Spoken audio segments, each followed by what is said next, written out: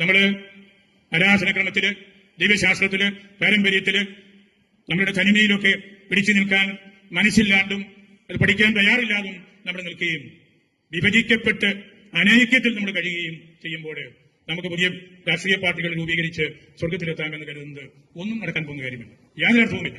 ആദ്യം നമ്മുടെ സഭയ്ക്കുള്ളിലെ അകൽച്ചകൾ മാറട്ടെ. അപ്പോൾ ഞാൻ പറയുന്നു, ഏത് രാഷ്ട്രീയ പാർട്ടിയും നമ്മളെ അന്വേഷിച്ചു വരും. നമുക്ക് ഐക്യത്തിൽ നിൽക്കാൻ സാധിച്ചാല്, ഒറ്റക്കെട്ടായിട്ട് നിൽക്കാൻ സാധിച്ചാല്, കോർ ഊനം എന്ന് ലത്തീനിൽ പറയുള്ളൂ, ഒരേ ഹൃദയത്തോടെ നിൽക്കാൻ സാധിച്ചാൽ, ഊന ഓച്ചെ, ഒറ്റ സ്വരത്തിൽ ഈ സമുദായത്തിന്റെ ആവശ്യങ്ങൾ പറയാൻ സാധിച്ചാൽ ആരും നമ്മളെ ഭീഷണിപ്പെടുത്തുകയില്ല. നമ്മളൊരു പുത്തൻ രാഷ്ട്രീയ പാർട്ടിയെയും അന്വേഷിച്ച് ഒരിടത്തോട്ടും പോകേണ്ട കാര്യമില്ല. ആവശ്യക്കാരെല്ലാം ഈ സഭയുടെ കാര്യസ്ഥന്മാരുടെ അടുത്ത്, നിങ്ങളുടെ അടുത്ത്, നമ്മുടെ അടുത്ത് വന്ന് ആവശ്യങ്ങൾ പറയും, നമ്മുടെ കാര്യം നടക്കും.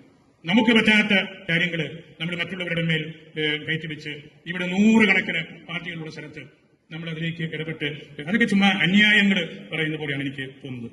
നമ്മളുടെ ശിഥിലീകരണം നമ്മൾ മാറ്റിയെടുക്കണം. നമ്മളെ കാണുമ്പോൾ ദൈവത്തെ കൊണ്ടു നടക്കുന്ന ഒരു ജനമാണിത് എന്ന് മറ്റുള്ളവർക്ക് മനസ്സിലാകും. അപ്പോഴാണ് നമുക്ക് ഈ രാജ്യത്ത് മഹത്വമുള്ള ഒരു സമൂഹമായിട്ട് ജീവിക്കാനും പെരുമാറാനും സാധിക്കുന്നത്. അല്ലാതെ കിട്ടുന്ന കാര്യങ്ങൾ കൊണ്ട് എന്താണ്? കാട്ടുമുയലിനെയും കാട്ടുപന്നിയെയും വെടിവെച്ച് പിടിച്ചു തിന്നാൻ നമുക്ക് സാധിക്കണം. ഇതൊക്കെ എത്രയോ നിസ്സാരമായ കാര്യങ്ങളാണ്.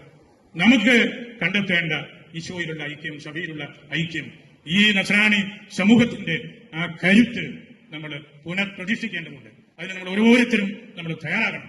അപ്പോഴാണ് നമുക്ക് ഈ വിശാല ലോകത്തില് ഈ നേഷൻ ഇന്ത്യ എന്ന ആ ഒരു വലിയ ഒഴുക്കിൽ, ആ ഒരു വിസ്താരത്തിൽ നമ്മളുടെ സാന്നിധ്യം ഉണ്ടാകുന്നത്.